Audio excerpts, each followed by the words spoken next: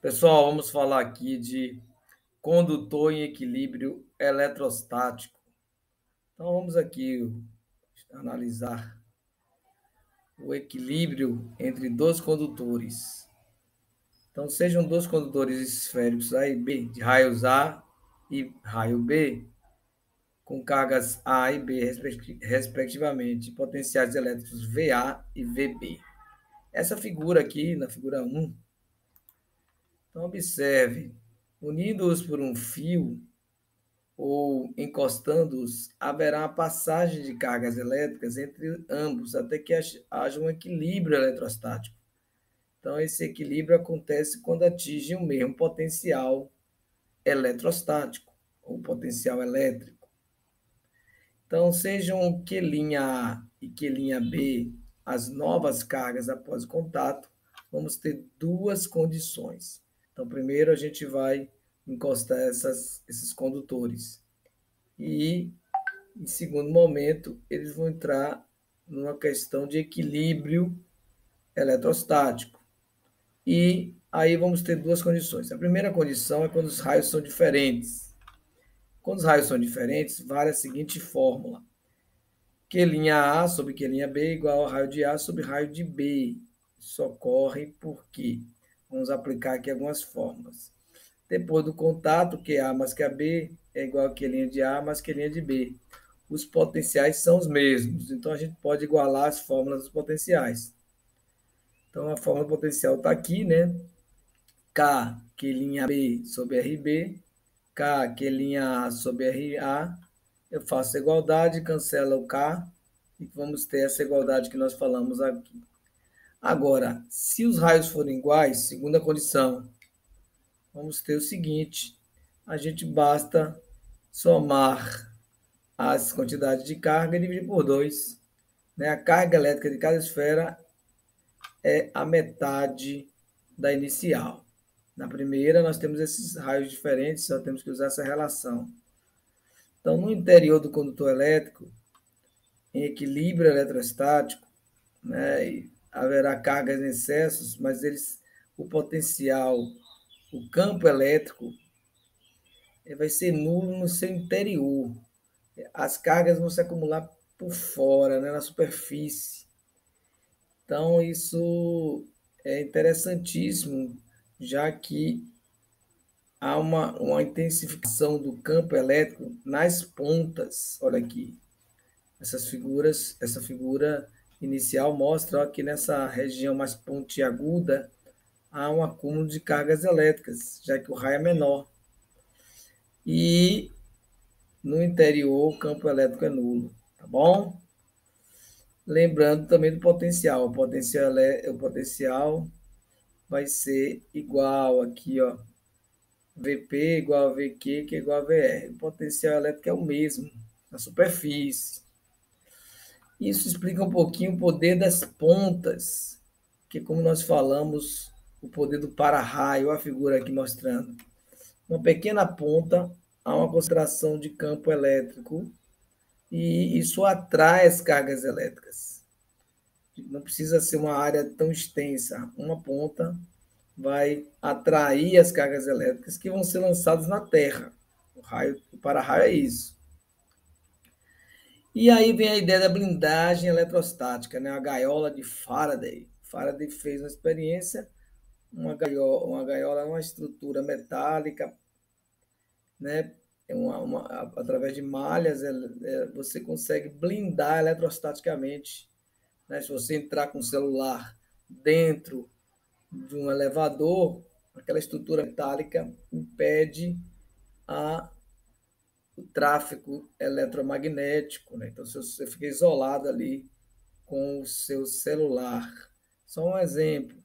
O raio também, quando cai num carro, o carro funciona como uma blindagem eletrostática. Então, você fica protegido. Ninguém morre de um raio quando está dentro do carro. Só se na hora de estiver saindo do carro, né? Pisando no chão, o raio chegar. Então, nesse momento, ele pode morrer. Então, aqui está o gráfico que mostra. Aqui temos nessa figura cinza, né? Que é nosso condutor elétrico. As cargas estão se acumulando por fora. Você tem um raio aqui, e aí nós temos a distância. Observe, até a superfície, né, nós temos, já que ela é esférica, o campo elétrico é constante, o potencial elétrico também é constante, no gráfico de baixo que é o potencial. A partir da superfície, essa carga elétrica vai perdendo o campo elétrico. O campo elétrico vai se reduzindo pela fórmula K vezes Q, que é a carga elétrica, essa carga aqui da geradora do processo todo, sobre a distância ao quadrado. E aí você tem o potencial elétrico também seguindo essa mesma trajetória de queda, só que aqui é sobre distância. Então, em pontos internos da superfície da esfera, o potencial é constante. Em externos, o campo e o potencial elétrico obedecem às duas leis aqui e representam a queda. Bom, e a densidade superficial elétrica, né? Está relacionado à quantidade, né, de elétrons. Então, a gente pode, sobre a superfície. A fórmula é bem básica, né? Q1 sobre S1. Q2 sobre S2 em relação a essas duas figuras aí. Não utiliza o raio, mas utiliza a superfície. E a superfície, por exemplo, de uma esfera, a gente calcula com Q 4πr ao quadrado, tá bom? Então, isso aí você encontra a densidade. Para mostrar um pouquinho o poder das pontas, eu utilizei aqui um gerador Van der Graaf, simulador, né? Vocês têm aqui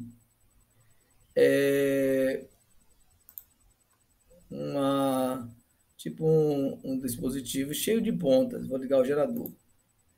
Então, o que acontece? Elas se carregam, se afastam entre si, já que elas têm cargas iguais, e elas ficam essas pontas, elas ficam bem eletrificadas nas pontas, né? Então, isso é interessante a gente analisar. Aqui também, olha aqui, cargas e sinais contrários, sinais iguais, se afastam, no caso, as pontas, quando elas se afastam, né? Podem ser também negativas, também vão se afastar. E sinais contrários, elas se aproximam. Mas observe a tensão que existe nessas pontas.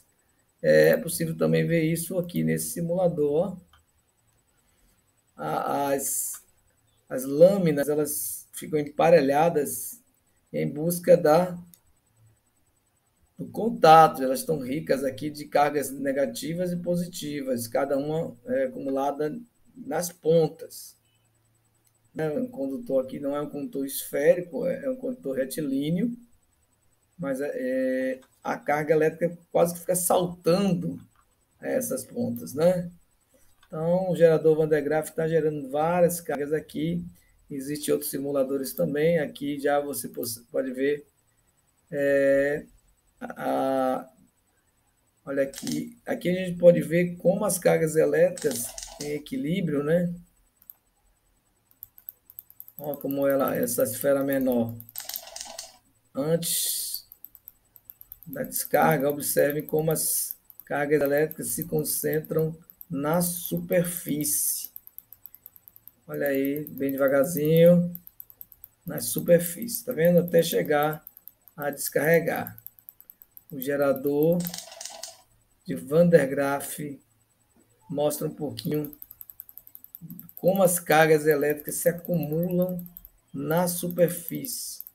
E o campo elétrico no interior vai ser nulo, mas na superfície vai ser aquela fórmula, né, que vezes a carga elétrica sobre D ao quadrado. É isso aí, pessoal. Até a próxima.